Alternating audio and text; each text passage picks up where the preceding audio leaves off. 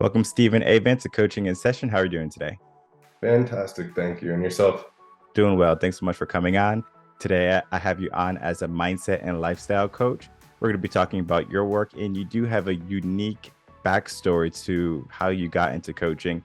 And I definitely want to talk about that because your work that you did with training some animal, we're not going to get into, I'm going to let you talk about it, how you kind of used that knowledge and then just kind of said, oh, I can help people in the same way.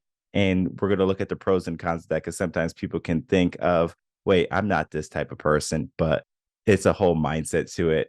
Let's tell the world who you are, what you do, and how you help. So, as I said, my name is Steve Avent. I'm with My Brother's Keeper Coaching. I'm a lifestyle and mindset coach. So, basically, what I'm here to do is help give people a path to bring their life to a place that can give them the fulfillment, motivation, and overall lifestyle that really can enable them to live to the best of their capabilities. Okay. And how did you get into the work of helping people with their mindset and their lifestyle? So, like most people in this field, I really went through struggles of my own, found a path that was able to help me. And once I saw the degree at which it impacted my life, there was really nothing more that I could do than to offer this to others. Okay, that makes sense. And so I hinted at the work you did before you got into coaching. Do you mind telling people what that was and then how you use those skills? So, I came out of almost 2 decades of elite level dog obedience protection training, working with behavioral modification, basically developing dogs to be their best version of self. Through a lot of this, I mean, the reality is that although the dogs need training, it's really the people that need the most training. We take these creatures into our lives, which are fundamentally alien species that we adopt into our lifestyle. And most people go into this thinking that they know what they're doing and they can manage it well. And often the worst case scenario is that somebody's had a good dog in some stage of their life and thought they did the training, but they typically just had a submissive dog that sort of fell into place easily. And this gave them the notion that they knew what they were doing. And then they go into a more advanced breed often, find out the hard way that it wasn't, in fact, them that knew what they were doing. They just got lucky the first go around. And it's not usually until it's a little bit too late that they actually go out seeking assistance. Through all of this, I recognized that the process that I had been working with for so long in the dog training world was fundamentally the same as the one that I had adopted in my coaching life. And this is what helped me really get into the program and adhere to it so fundamentally well and so quickly because I had in essence been dealing with the same thing for almost 2 decades or my training story. And so basically what this is setting up a lifestyle that will develop the dog in that case to have structure, guidance, and expectation that gives them reward and basically gives them a pattern to live that will develop them mentally, physically, and really even emotionally, keeping them happy to develop them into the best dog they can be. And then so I've transferred all of this into helping people to do the same. That makes sense. But then there's always going to be that aspect of people who might say, I'm not a dog or something along those lines where they feel like they're being trained. Do you find that it's about the idea of if you're trainable, like obedience, versus if you are someone who's looking for potential? Because you said early on that you help the dog find their full potential or help people figure out, okay, if you had a submissive dog and now you fell into the role of a good dog owner, but then you upgrade to a higher level, maybe success in the human terms, but for the aspect of the owner and the dog, you said they become or they get a difficult breed or more difficult breed. Do you find there's a correlation between that and coaching? I think when we look at it in the dog versus human sense, we do get a lot of, or I tend to get a lot of blowback in the sense that a lot of people are like, I'm not a dog, and they take offense to this. And I mean, of course, we're not dogs. And the fundamental difference being when I'm training with a dog, they don't have the option to opt in or out of the training, which in essence gives me 100% success because I get to impose my will and structure their day in the way that I know will benefit them best. Now, when we move into the people, into the coaching, it's not the same, obviously, because we have free will and we are a reasoning species. In that case, it's people that want it. that do best. If you're coming into this looking for a magic pill, it is not that. This is something that you have to want and you're going to have to work at. In this case, what I'm doing is I'm seeing the potential once again, and I'm guiding them and I'm motivating them and I'm keeping them accountable. But ultimately, they have to choose to be there. They have to choose to show up and they have to want it in order for it to work. And this is at every level and every stage of the way. That is the fundamental difference between the two. And ultimately, when I say that it is similar, I mean, there's a lot of congruency to it, but regardless of the similarities, when it comes to people and coaching opposed to training, it really is that they have to show up and do what it is that's going to get them to that next level. Yeah, coaching is much more about the person and giving them the drive than to tell them what to do all the time. I know Yeah. sometimes people think if they get some coaching, they'll say, just tell me what to do and I'll do it. But yet that is so far from the truth because if you're not there, then all of a sudden, no one's telling them what to do anymore. So now they're going to fall back into their old habits. And that could be a bad thing because most people need to learn how to be self efficient by themselves and not necessarily need a coach looking at them and saying, hey, did you go to the gym? Hey, did you do this? It's not so much that we want to give you the skills. We want to equip you with everything you need. So if you're by yourself and you're with your mind, you just do the right things. You're making the right choices. You're becoming disciplined. You're being consistent. Those things are instilled in you. And I find that when you go through some level of training and coaching, you're going to be better equipped to handle it after the training and coaching. For example, let's go back to the dog stuff again. If you train a dog, let's say when they're a puppy, maybe you do some maintenance work here and there, but that's going to be the foundation for them. Same thing we do with children in school, right? We train them in school, we teach them how to sit, how to raise their hands. In a sense, we are training them just like as we would a dog. We're saying, don't be too loud, right? Be quiet, right? If you need something, bark or something like that, or raise your hand. So there's a correlation between how we teach and then how we train. But what happens, I find, is if you teach in that way and you're not pragmatic about it, eventually you have to break that habit. So the expectation typically when we first start education, especially here in America, and I'm sure in other parts of the world too, where like our individualism is shut down so quickly. So if you're an energetic person, if you are boisterous, maybe you're a kinesthetic learner, you like dancing, like moving, but yet you're in class all day and you have to sit still. We have to get out of maybe our old way of training and thinking and start to being more in line with what feels natural to us. I find that when you can get to that natural training, it has a greater impact on your discipline and just doing things later on in life. So it's not like you have that imposter syndrome. You feel like you are doing the right thing and you are doing the right thing. But again, it's more difficult for people who kind of conform. So I want to talk to you about that. Your work as a dog trainer, you would impose your will, you said, onto the dog. The dog didn't have a choice. Do you find that people might be in that mindset of not having a choice because of what society might say to them, saying you have to be this type of person, you have to have this type of job, etc.?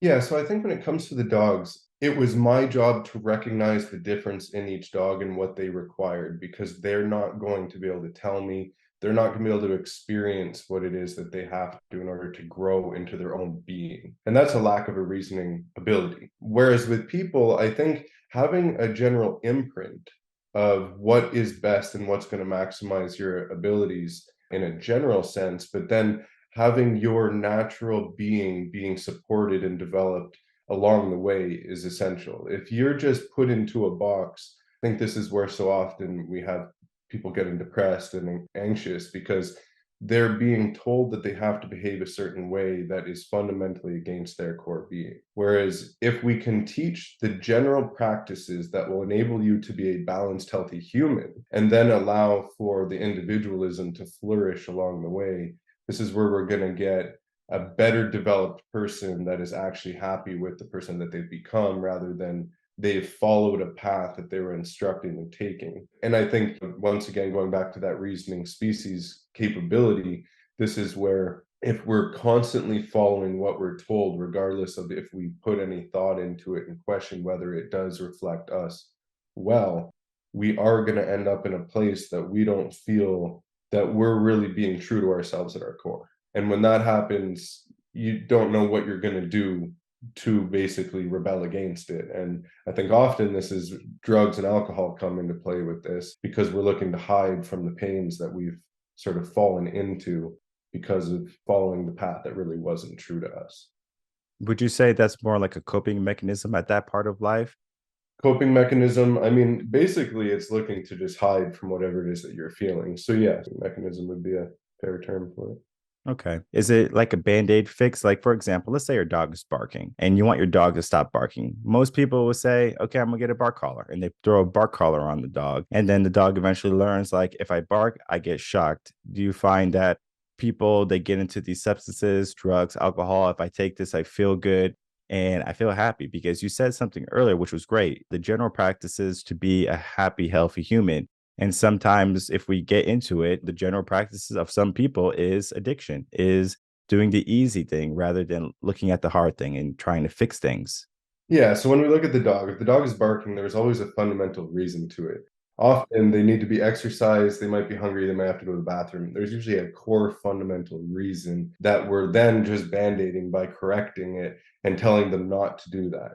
But once again, they're just going to be fighting what it is that they're trying to express to you. And eventually it can bring out other unwanted behaviors. For example, aggression might show up because they're getting frustrated that every time I tell you I need this, you're telling me no.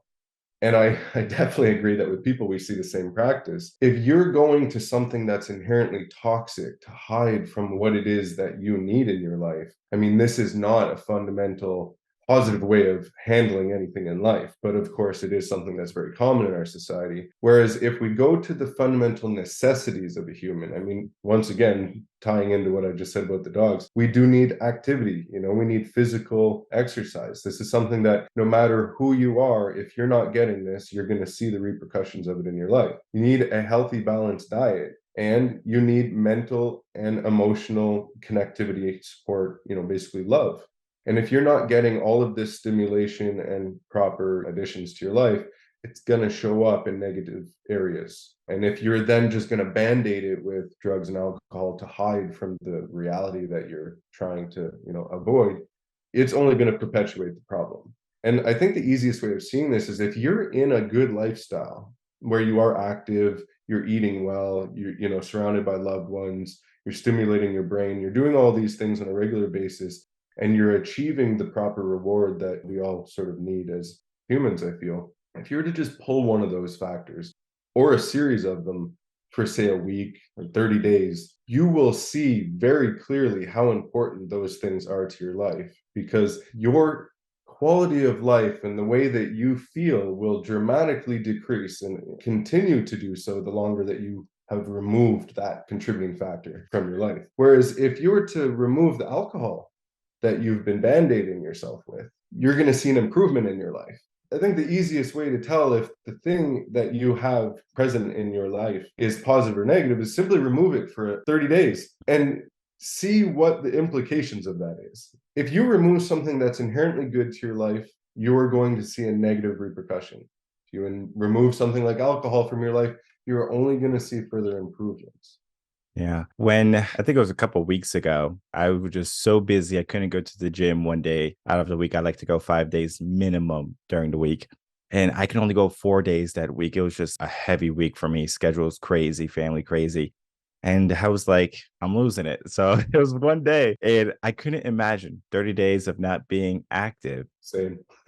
Yet there's people who they'll go to work maybe 9 to 5, they'll come home and they just do nothing. And those are the people who fall into depression, who get into those bad habits, as we said, addiction, substance abuse.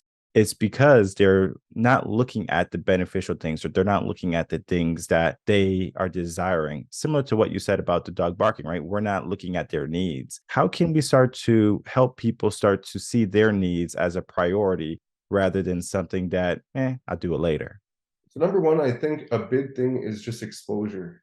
People need to see that other people have come from places similar to them and they've been able to achieve better places through whatever processes it is that they've, sort of worked with. And being told, and not in a way that's instructional, but in a way that's motivational, like letting people know that you are worth it.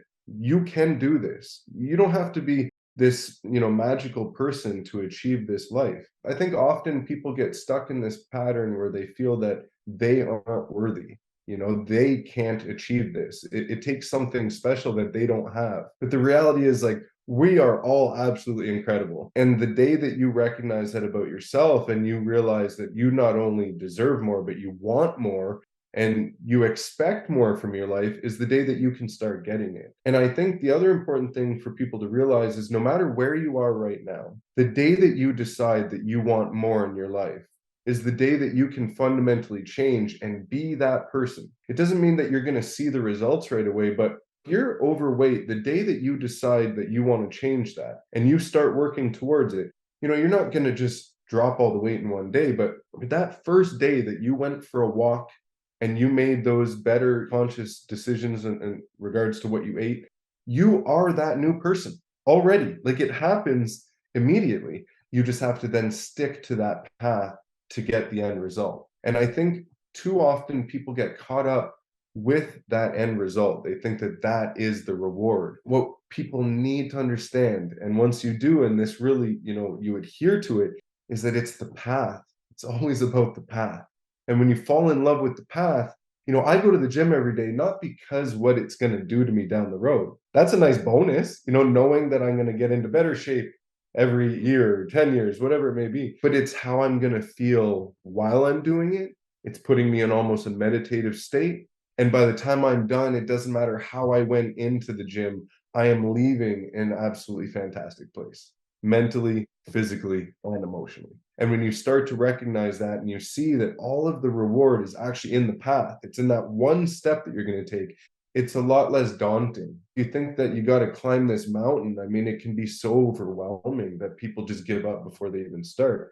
But when you focus on, I have to take that one step, and it's always just about that one step, well, it's a lot easier to achieve. And then when you feel that reward from each step that you take, it can keep you going. And then, I mean, having that right social network, people that are looking to encourage you, people that want to level up themselves, but want to see you do the same. So often people are stuck in these places where they don't think they're going anywhere good. So if you bring to them this notion that you're going to do something, amazing with your life, they're just putting you down and they're going to weigh you down. And very quickly, when a concept is something new, when it's a new, fresh idea, it's very fragile. Bringing it to the wrong person can be really detrimental.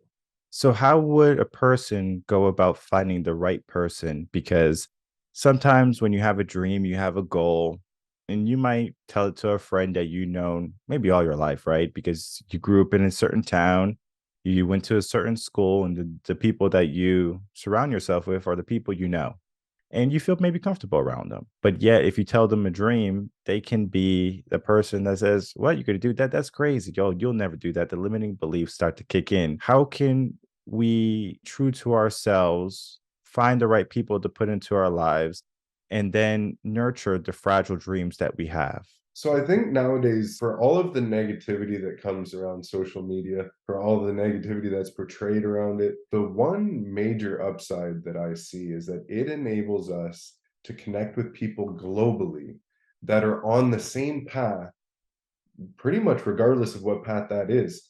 So you are able to go out there and find somebody that is highly successful in whichever field it is that you would like to attach to, and you can reach out and have interactions with these people. And there's a spectrum of that ability, from just watching their content, for example, right through to attaining one-on-one coaching with these people, depending on your abilities, potentially financially, or where you're at in this process.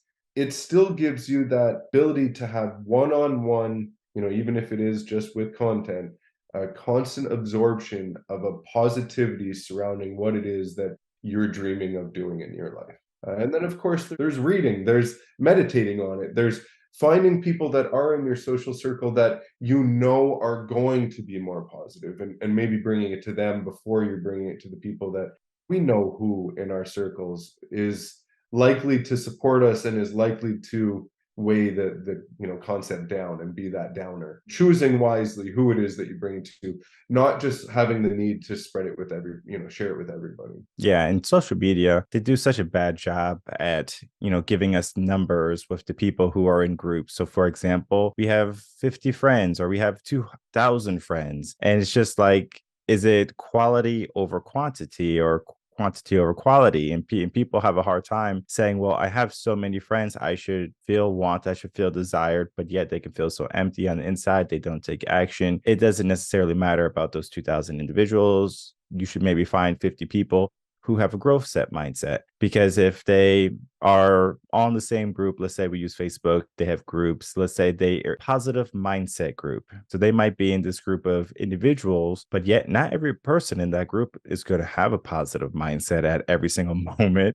There's going to be times when that person might feel down or might not feel as ambitious. And number one, you're human, so it's natural to feel that and it's okay to feel that. But then at some level, what do you want beyond that? Do you want to stay there or do you want to get out of that type of mindset? And most people, they want to grow, they want to feel good, they want prosperity, they want happiness, they want abundance, but yet something within them, let's call it comfort, let's call it complacency, whatever, they choose not to. So even if they surround themselves with good, strong, positive people, they have a hard time getting to the next level. Let's talk about that. So number one, I would like to say that all the social media is ultimately a tool anyways. So you have to use it accordingly. And putting your values too heavily into any one thing that's, especially if it's external, is always going to have an inherent downside to it. Now, I think that for anybody that's really looking to level up in their life, you have to be assessing where in your life can you make removals.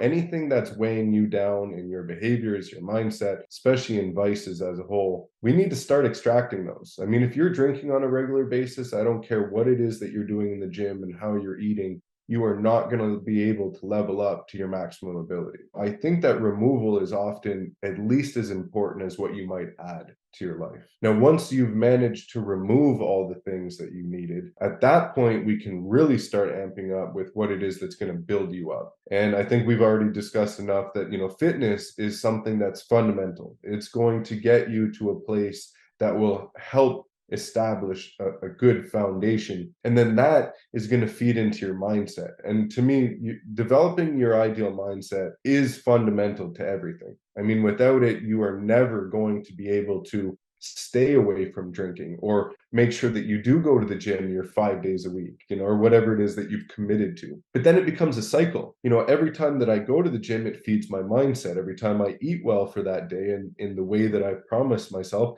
it feeds my mindset. Being strong helps me to eat well the next day.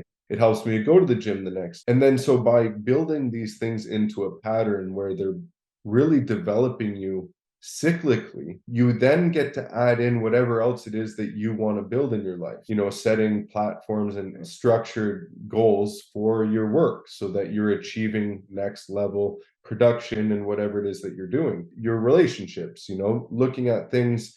One of the things that I've recognized in relationships as a whole is instead of looking at it as like, oh, I have to do something in my relationship, I look at it as, oh, I can do this. So be it in my romantic relationship with my partner, if she's busy and this chore that she would normally do is being left undone and I have the time, I don't look at it as like, oh, I'll do this for her or, oh, she can do this later. If I have time, I'm just doing it. It's basically just putting in that 100% in every aspect of your life all the time. This continues to build your inherent value inside. Instead of looking at it from a lack perspective or a victim mindset, you're looking at it as a strengthening opportunity. Everything that I can do, I do to my best capability all the time. And what this does is it builds in this resilience and it builds in this mindset that you are basically operating at your best and more or less unstoppable in everything you're doing.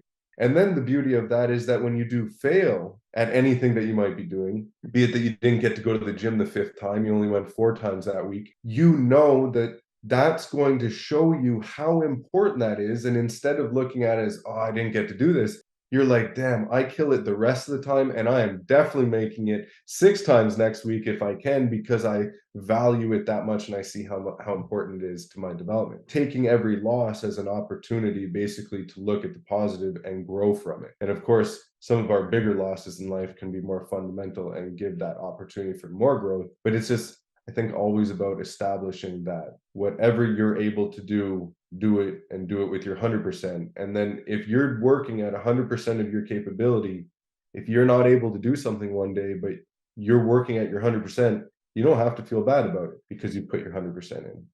And even after that week, the week after I did 6 because I was just like, I gotta do it. I don't care because for me, it's about the habit. It's like I know what comfort feels like, and I wanna avoid it as much as possible because you have people who do yo-yo dieting, yo-yo fitness, they go to the gym, don't go to the gym, New Year's resolutions. Oh, I forgot my New Year's resolutions. It's like, w- what are you doing? You don't have the right mindset or the focus to make it all the way to the end.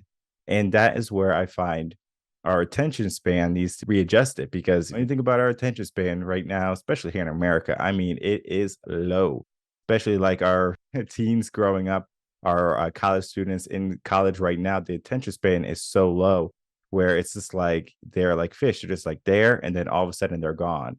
It's because people have been conditioned to look at their phone, swipe up, new thing, new thing, new thing.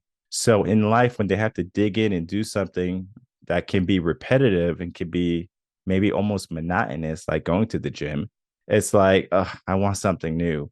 How can you help people start to go after the things that are beneficial, like fitness, like health, like success, maybe building a business that is not going to be all easy and fun and feel comfortable? I think number one is, especially with people that are so far out of that lifestyle, like if we are talking about fitness, nutrition, is start small and reward yourself. I mean, the important thing is to be stacking wins on a regular basis because that's what's going to build your desire to keep going. If you're constantly losing, you're not going to feel good about yourself internally. If you tell yourself, I'm going to wake up tomorrow at 5 a.m., and then you get up out of bed at 7, and you were told yourself you're going to be at the gym by 7, but instead you skip the gym and you go out for breakfast with your friends and then you have drinks that night, you've just stacked so many losses in your day that you're going to wake up the next day feeling like shit about yourself. And if you do this enough times in your life, you are building such a wall of negativity in your life, and that's how you feel about yourself. On the flip side of it, if instead we just start with small wins, whatever is realistic, if you naturally wake up at 9 o'clock, well, let's get you to wake up at 8:30 tomorrow. We don't need to cut it back to 4 a.m. and absolutely kill you, but let's do a little change. And by doing that, if you hold to it, you just made yourself feel good. I did it. I got up 30 minutes earlier today. And when you get out of bed, let's get you to make your bed. That's another little win. And we're just going to keep stacking those in little increments. So by the end of your day, you're going to bed likely tired, but feeling great about yourself. You know that you just did everything you were supposed to do that day. And by making these little realistic adjustments over time, we can then build in more of a routine. I think, something you touched on there was that we don't make it to the end. We do these yo-yo diets, we do these things. I think the mindset in itself needs to switch where there is no end. We don't win at life. We have to constantly be winning at life in order to be happy and basically well-rounded. Instead of thinking of anything, if you are losing weight to fit into a dress for a wedding in the spring, if you are successful at that, what does that mean once that wedding is over? Typically, it means people just throw it out the window and they go back to living the way they were before. This doesn't do us any good long term. If we're constantly focused on this momentary reward or this achievement that we need to make, we're going to fail in life at making these monumental changes, because whether we achieve that specific goal or not, it's not going to build into our lifestyle. It's not going to inherently become the way that we live. And if we want to really be successful at life, that's what we need. I think by small achievements, spread out, compounded over time, and changing the perspective that we're not doing this for a goal, we're not doing this for an end purpose, we're doing this to better ourselves. And this is an ongoing practice. And instead of that being in itself like an overwhelming thought that we'll never get to be, just be comfortable again, which again you touched on, it should be exciting. It means that for every struggle, we're going to have this great opportunity for growth. It means that we're never going to be stagnant in life. We're going to continue to grow throughout the rest of our lives. I think so often people are looking forward to retirement. They want to stop. And my friends talk about this, and I'm like, what are you going to do? Like, why do you want to retire? Like, I have no interest in retiring. I love what I do. The fulfillment that I get from helping people, what would I retire from? This is something that I want to continue to improve at on my own, and that I want to continue to help people, because when I see one of my clients advancing through these stages that they've been struggling with in their life, that gives me more fulfillment than my own wins. Why would I ever want to stop that? And so when you compound that between me being able to continue to grow on my own in my life and keep stacking my own wins, and then you add in the fulfillment that comes from helping others, I mean, this is exciting. This is not something that I'm looking at, oh, well, maybe in 10 years or 20 years I can wrap this up. That's illogical at that point. Yeah, I definitely agree with you, brother, because I'm always like, when I'm 70, 80 years old, I'm like, why do people retire? And it's probably because they're just in a career that they truly don't love. They're just doing something for a paycheck. But I can tell that you're not doing this for a paycheck. You truly mean what you say. You are a person who's dedicated to their clients. And I know people who work with you are going to be in good hands. How can people find you? So Instagram really is the easiest way to connect with me. I'm answering all my messages one on one. That's My Brother's Keeper Coaching. Once again, I am on, TikTok. I have a website. I have YouTube video, but the easiest way really is Instagram, unless people are not on Instagram, in which case mybrotherskeepercoaching.com is my website for anyone that isn't on social media. Okay, perfect. And I'll definitely make it easy for everyone. The link will be in the description box below to the Instagram and then also to the website to reach out to you if they don't have any social media. I do know people who don't have any social media. They don't like it. It just is a distraction for them. It's like, okay, I know it's not good for me, so I'm going to stay away from it. So they do like to do the website stuff. So all that will be there for people. And I encourage everyone to check out Steven, because what he said in his history is not so much of just training you to sit and to do well for the moment, but to learn how to win and stack those wins in life. I want to thank you so much, Steven, for coming on, spending some time and talking about your work. Thank you very much for having me, Michael. Of course.